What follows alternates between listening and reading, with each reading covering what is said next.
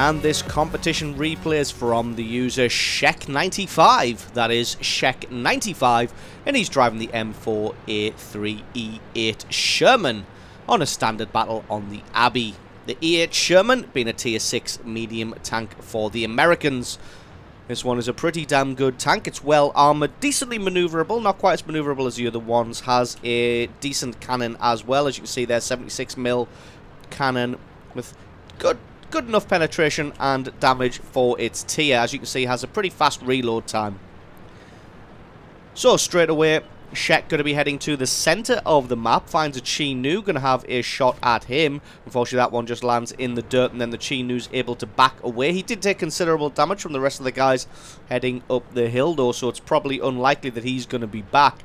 Shek looks like he's setting himself up in a side-scraping position. No targets presenting themselves just yet. T-67 tank destroyer going forward and then backing off a little. Looks like he's decided to head up into the monastery as well.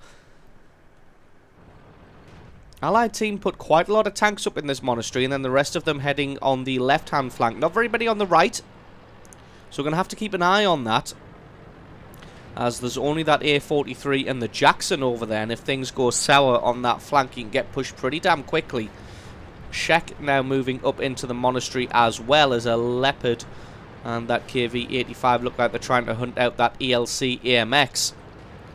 Nobody really up here to do any fighting with. That ELC gets taken out pretty damn quickly. Now there's a KV-85 pushing up the road. Shek going to come in as support. Has a shot at the KV-85, but that one just goes a little bit wide. His next shot is not quite able to do anything, as he just backs off behind the dip in the terrain. Looks like that KV-85 is stock with only 820 hit points, and he's seen who's up there and he wants no part of it, so he backs off.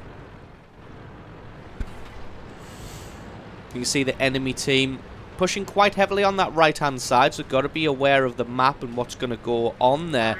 There is a Panzer 4H in the background, but I think Shek thinks that he can have this KV-85.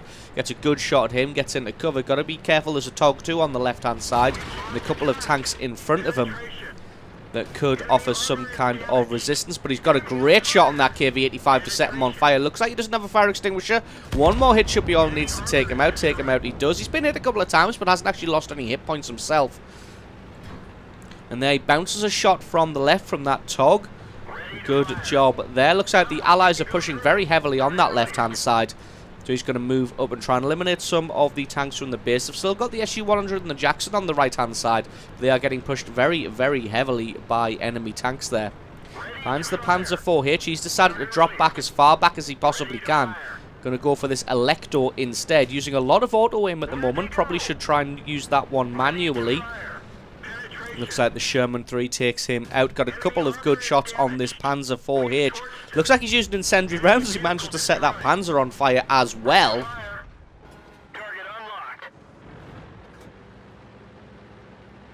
Landing some shots on the TOG-2. Well, actually, he didn't land any shots on the TOG-2. Was having a look, but the TOG-2 was in cover. And now, as you can see, they're still getting pushed very heavily on that right-hand flank by the heavy tanks, all streaming in there. There is an E2 Sherman on the road to the Abbey. Shek's only just lost his first bit of health as he's dueling with this E2. He's going to come in. He should be able to have the best of this one.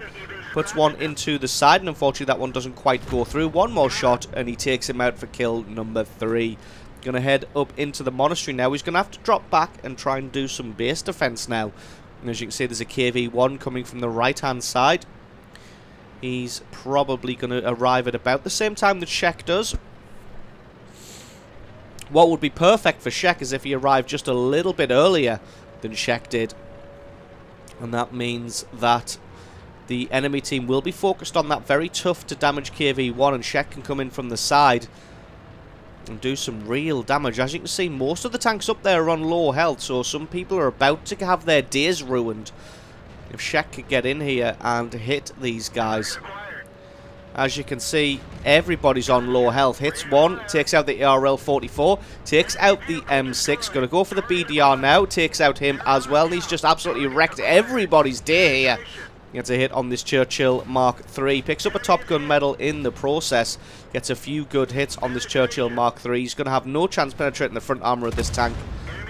Takes him out for kill number 7. And those guys base capping there just got absolutely wrecked. So awesome replay there from Shek. Thank you very much for sending that one in.